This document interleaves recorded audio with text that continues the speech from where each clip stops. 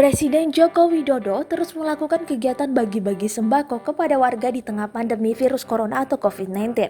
Namun kali ini Presiden Jokowi tidak membaginya di pinggir jalan, tetapi langsung ke rumah warga.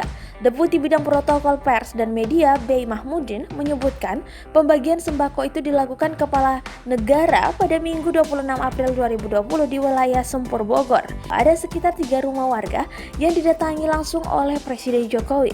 Namun tidak hanya warga di 3 rumah itu yang mendapatkan paket sembako. Pada waktu yang sama warga sekitarnya juga mendapatkan paket sembako. Hanya saja sembako mereka diserahkan oleh petugas bukan dari tangan Presiden Jokowi langsung. Menurut Bey, membagikan paket sembako langsung ke rakyat merupakan cara Presiden Jokowi secara pribadi menyatakan keprihatinan dan empati kepada masyarakat yang sedang dalam kesulitan. Hal ini sudah dilakukan Jokowi sejak menjadi wali kota Solo dan sebagai gubernur DKI Jakarta. Bey pun memastikan bahwa protokol kesehatan COVID-19 tetap diterapkan saat Presiden Jokowi menuju ke rumah warga.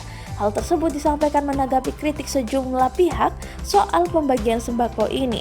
Tak hanya bagi Presiden, protokol kesehatan COVID-19 juga berlaku bagi pasukan pengamanan Presiden atau Pas Pampres yang turut membagi-bagikan sembako kepada masyarakat. Bahkan Presiden Jokowi yang mengingatkan langsung kepada Pas Pampres yang bertugas. Presiden tercatat sudah beberapa kali membagikan sembako di tengah pandemi COVID-19. Namun pembagian sembako sebelumnya hanya dilakukan di pinggir jalan. Pembagian sembako juga dilakukan oleh Pas Pampres sehingga Presiden Jokowi juga tidak turun dari mobilnya.